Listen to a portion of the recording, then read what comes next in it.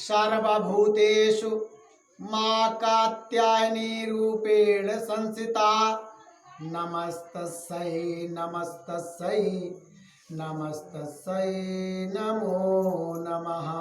बोलो कात्यायनी मैया की जय, अम्बे मैया की जय, दुर्गे मैया की जय। माता कात्यायनी सुशोभित हैं और सिंह पर विराजमान है, चार भुजाओं से सुशोभित हैं। माँ कात्यायनी देवी की कथा इस प्रकार मिलती है कि एक कत्य अथवा कात्या नाम के एक ऋषि थे।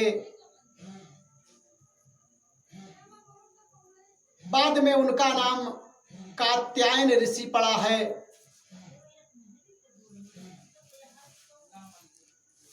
एक कथा में तो मिलता है कि ऋषि कात्यायन ने इतना तप किया था, इतना तप किया था, बहुत दिनों तक तप करते रहे। उन्होंने कहा कि हे माँ, मैं आपको पुत्री के रूप में देखना चाहती हूँ, आप मेरे घर में पुत्री के रूप में जन्म ले। इस तरीके से उन्होंने बहुत दिनों तक तप किया। तब माता उनके घर में पुत्री के रूप में अवतार लेती हैं। उनके कुल में अवतार लेने के कारण माता का नाम कात्यायनी पड़ता है। माता सुख प्रदान करने वाली हैं, शांति प्रदान करने वाली हैं। विशेष करके आज का रूप माता आपको, आप सभी को वैराग्य और ज्ञान प्रदान करने वाली माता है। माता कात्यायनी का ऐसा स्वरूप है। इस तरह से कथा ये मिलती है कि इसलिए माता का नाम कात्यायनी पड़ा। आप कथा से अवगत हैं। आपको कथा में बताया गया था कि इस संसार में माँ के नवरात्र में 3 देवियों की पूजा होती है। माँ दुर्गा जी स्वयं माता पार्वती जी हैं और द्वितीय रूप में माँ लक्ष्मी जी और तृतीय रूप में माँ सरस्वती दी। 3 दिनों तक पूजाएं होती हैं। प्रथम से तृतीय दिवस तक माता दुर्गा की, पार्वती जी की, और इसके बाद 3 दिवस तक माता लक्ष्मी जी की, 3 दिवस तक माता सरस्वती जी की। आप कथा में देखिए, और माता के इन 9 रूपों में सबसे ज्यादा माता का रूप गौरी जी का ही है। गौरी जी का ही है। गौरी जी ने, माता जी ने इतना बड़ा तप किया है, इतना बड़ा तप किया है प्रभु को पाने के लिए।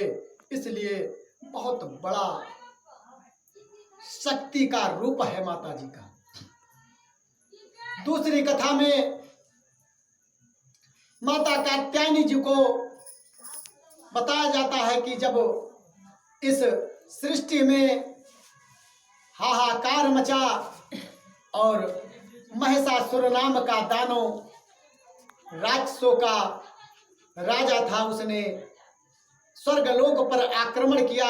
जब स्वर्गलोक पर आक्रमण किया तो हाहाकार मच गया। देवता स्वर्गलोक को छोड़कर हरि के चरण में आ गए और स्वर्ग पर आधिपत्य महिषासुर का। जब त्राह त्राह मच गया चारों तरफ, मुनि जन देवता सब परेशान हो गए उस दानव से। तब त्रिदेव ने मिलकर अपने अपने तेज के अंश से माता स्वरूपा जगदम्बा का अपने तेज से अवतार किया। जब माता का अवतार हुआ, दिव्य रूप कांतिमय सुशोभित है, सिंह पर सवार है माँ, 4 भुजाओं से प्रकट होती है। जब वो प्रकट होती है तो कांतिमय चेहरा है माँ का, चारों दिशाओं में प्रकाश ही प्रकाश है। तो कथा मिलती है कि तब जो कात्यायन ऋषि जी थे, सर्वप्रथम उन्होंने ही माता कात्यायनी का पूजन और अर्चन किया है। इसलिए उन्होंने जब पूजन अर्चन सर्वप्रथम किया तो इसलिए माता का जो ये छठा रूप है माँ कात्यायनी का, तो इसलिए उनका नाम कात्यायनी देवी पड़ा। जबकि कथा मात आप समझ रहे हैं माता गौरी जी की है। सर्वप्रथम आपने देखा है माता गौरी जी से ही कथा शुरू होती है और आपको अंत तक माता गौरी जी का ही आपको आधार मिलेगा। ये माता कात्यायनी जी का विशेष करके कथा जो मिलती है वो ये कथा है कि एक तरफ माता कात्यायनी ऋषि जी के घर में पुत्री के रूप में जन्म लेती हैं और एक तरफ कथा में चीज दोनों एक ही लमसम है। चाहे उनके घर में जन्म लिया माता ने तब भी पूजन उनका किया ऋषि ने, और चाहे माँ जब त्रिदेव द्वारा शक्ति से प्रकट किया तब जाके पूजा किया उन्होंने, तो चीज कुल मिला के वहीं से मिलती है। और माँ चार भुजाओं से सुशोभित है, सिंह पर सवार है। आज जो भक्तगण आज के दिन माता की पूजा करते हैं वो ज्ञान और वैराग्यवान होते हैं। जो भक्त वैराग्य जीवन यापन करते हैं वो माता के चरणों में अपने को समर्पित करे। माँ की कृपा होगी तो उनमें ब्रह्मचर्य का पालन करने की साधना का बहुत बड़ा प्रभाव आएगा, जिसके बदौलत वो अपने जीवन को धन्य कर सकते हैं। इस तरीके से माता का आज भोग नवरात्र में सभी देवियों का लाल पुष्प से ही पूजन करना चाहिए। माँ का लाल पुष्प से पूजन करना चाहिए, ध्यान करना चाहिए, अर्चन करना चाहिए, वंदन करना चाहिए, आरती करना चाहिए, जिससे माँ सभी कामनाओं को पूर्ण करती है। ऐसा ये माता कात्यायनी जी का ये व्रत है आज का छठवां दिन। और इस तरीके से माँ की ये पावन कथा आप सभी भक्तगणों के सामने सुनाई गई है। माता कात्यायनी की इस कथा को आप श्रवण करके और इस तरीके से पूजन अर्चन करके माँ से आप ज्ञान, वैराग्य, सुख, संपत्ति, ऐश्वर्य, धन, लक्ष्मी, पुत्र, यश, मान, सम्मान, कीर्ति और अपना वैभव, जो चीज आप इच्छा सर्व फल प्रदान करने वाली माता का ये नवरात्रि का पावन पर्व है। जो आप इच्छा करेंगे सो माँ आपके झोली में डाल देंगी। इस नवरात्र में आप श्रद्धा भाव से माँ के चरणों में 9 दिनों तक समर्पित रहेंगे, माँ अवश्य आपके सभी मुरादें पूर्ण करेंगी। इसलिए आज माँ की कथा यही पूर्ण होती है। कल माँ के 7वें रूप की कथा कही जाएगी। एक बार हम माँ के चरणों में स्मरण करेंगे। या देवी सर्वभूतेषु माँ कात्यायनी रूपेण संस्थिता, नमस्तस्यै नमस्तस्यै नमस्तस्यै नमो नमः। सर्वमंगल मांगलेश शिवे सर्वाधिसाधिके, शरणे त्र्यंबके गौरी नारायणे नमोस्तुते, नारायणे नमोस्तुते। बोलो कात्यायनी मैया की जय, मैया की जय, अम्बे मैया की जय, सरस्वती मैया की जय, लक्ष्मी मैया की जय, गौरी मैया की जय, सभी देवियों की जय। दूसरे तरफ मिलता है कि माँ जब ब्रज में बहुत दीवानी हो जाती है और कृष्ण भी रास लीला रचते हैं, उसमें माँ की पूजा सभी गोपियां करती हैं। ये वैराग्य और ज्ञान को प्रदान करने वाली है। भगवान कृष्ण ने रास लीला रचा, गोपियां आई और गोपियां सब जितनी भी गोपियां हैं सब देव रूप में बन बन आई हैं। सब देवता ही गोपियों के रूप में भगवान के रास लीला में गए हैं, जिन्होंने भगवान के अवतार के समय कहा था कि हे स्कंद कंद श्री कृष्ण भगवान जी, हे पार ब्रह्म परमेश्वर, आप मुझे दर्शन दीजिए। सबकी मन कामना थी, सभी गोपियों की, हे नटवर नागर, हे कन्हैया, हे बंसीधर मुरली वाले, आप मेरे यहाँ मुझे आके स्वयं दर्शन दीजिए, अकेले में मेरे साथ रास रचाइए।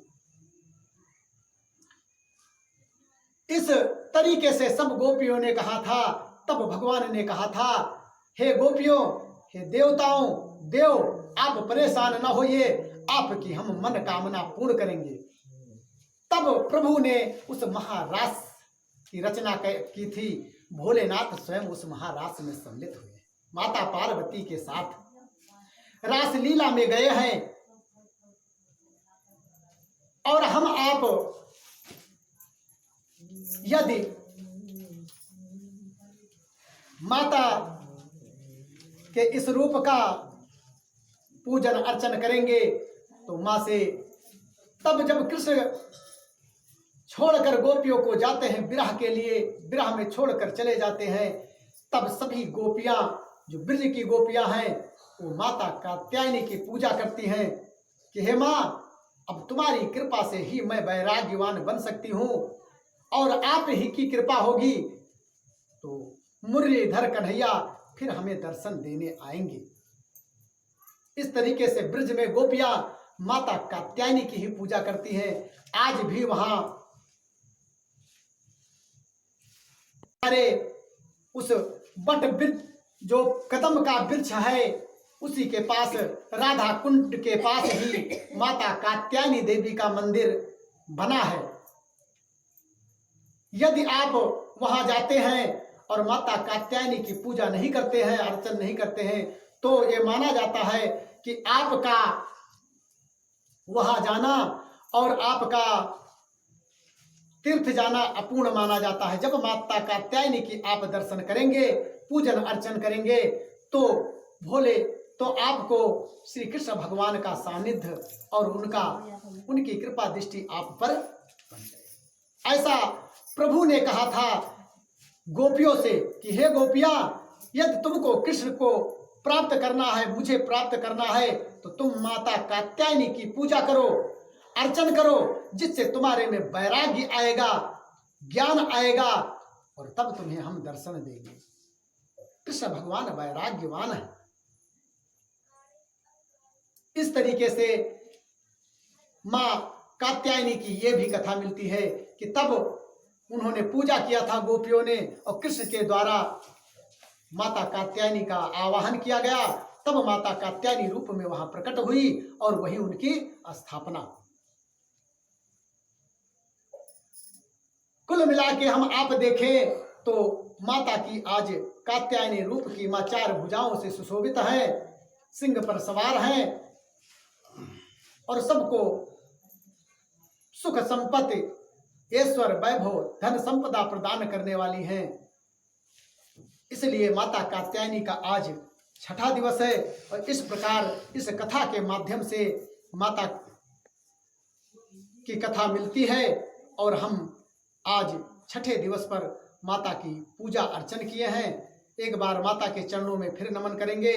या देवी सर्वभूतेषु मां कात्यायनी रूपेण संस्थिता, नमस्तस्यै नमस्तस्यै नमस्तस्यै नमो नमः।